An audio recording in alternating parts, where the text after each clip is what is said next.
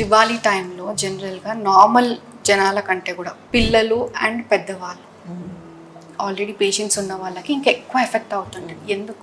పిల్లల్లో ఇంకా చెవులు ఇంకా డెవలప్ అవుతూ ఉంటాయి అన్నమాట. They are more sensitive to all kind of effects than elders ఎప్పుడైనా కానీ. సో పెద్ద శబ్దాలకు ఎక్స్పోజ్ అయినప్పుడు వాళ్ళలో ఈజీగా మనకి పిల్లలకి ఈ హెయిర్ సెల్స్ డ్యామేజ్ కానీ వెళ్ళే అవకాశం ఎక్కువ ఉంటుంది. వాళ్ళు ఇంకా డెవలపింగ్ ఇయర్స్ కాబట్టి. సో దాంతోపాటు వాళ్ళ మ్యూకోజా అన్నది చాలా సెన్సిటివ్గా ఉంటుంది. సో ఈ స్మోక్ కూడా వాళ్ళు ఎక్కువ ఎఫెక్ట్ అవుతారు. అదే విషయానికి పెద్దవాళ్ళు వృద్ధుల విషయానికి వచ్చేసరికి వాళ్ళకి ఆల్రెడీ వేర్ అండ్ టెర్ ఇంత లైఫ్లో ఏంటంటే నాయిస్ ఎక్స్పోజర్స్ కానీ వాటి వల్ల ఎంతో కొంత డ్యామేజ్ అన్నది ఉంటుంది. దాని మీద మళ్ళీ ఇప్పుడు ఈ దివాళీ టైంలో క్రాకర్స్కి ఎక్స్పోజ్ అవ్వడం వల్ల ఆ సౌండ్కి ఇంకా ఎక్కువ డ్యామేజ్ అయ్యే అవకాశం ఎక్కువ ఉంటుంది అనమాట. దానివల్ల అడల్ట్స్ అండ్ చిల్డ్రన్ విషయానికి వచ్చేసరికి ఖచ్చితంగా పెద్ద శబ్దాలు కానీ ఎక్కువ స్మోక్ ఉన్నప్పుడు కానీ ఇండోర్ ఉండడం చాలా బెటర్. మీరు ఏం సజెస్ట్ చేస్తారు మ్యామ్ మన వ్యూవర్స్ కోసం, చూస్తున్న వాళ్ళకి దివాళీ టైంలో ఎట్లాంటి జాగ్రత్తలు తీసుకోవాలి?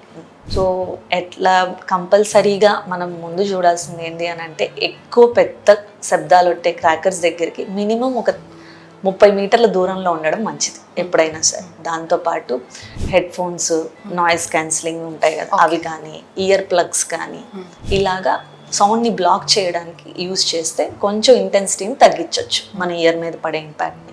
దాంతోపాటు మాస్క్ పెట్టుకోవడము and peak hours of smoke ఉన్న టైంలో ఇండోర్ స్టే చేయడము అండ్ అయిన వెంటనే మనం ఇందాక చెప్పుకున్నట్టు కొంచెం స్టీమ్ తీసుకోవడము, తర్వాత గార్గిల్ చేసేయడము, తులసి, హనీ లాంటి ఇంట్లో ఉండే చిన్న చిన్న వస్తువులతోటి హోమ్ రెమెడీస్ ట్రై చేయొచ్చు. మనం చేస్తే చిన్న చిన్న ఇరిటేషన్స్ ఏమైనా ఉన్నవి పోతాయి అన్నమాట.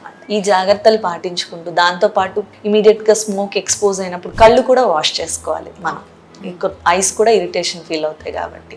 సో మాస్క్ పెట్టుకోండి, పెద్ద శబ్దాలకు వీలైనంత దూరంగా ఉండండి, ఇయర్ మఫ్స్ వాడండి లేదా ఇయర్ ప్లగ్స్ యూజ్ చేయండి.